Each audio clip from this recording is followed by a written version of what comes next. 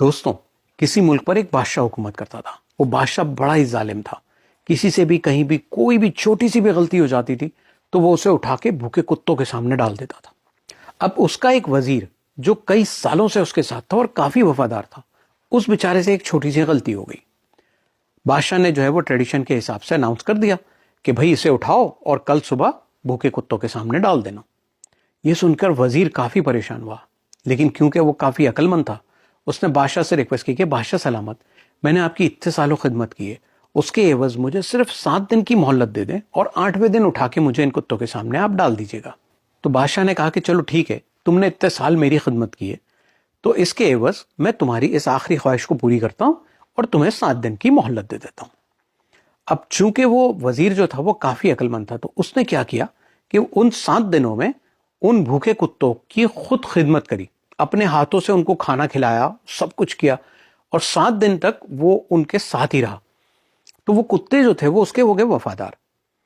اب 8ویں دن جو ہے وہ صبح صبح بادشاہ نے سب کو جمع کیا اور کہا کہ اسے اٹھاؤ وزیر کو اور ڈال دو ان بھوکے کتوں کے سامنے. اب جیسے ہی اس کو وزیر کو بھوکے کتوں کے سامنے ڈالا گیا تو کتے جو تھے وہ اسے چاٹنے لگ گئے، اس کے ارد گرد گھومنے لگ گئے اور اسے پیار کرنے لگ گئے.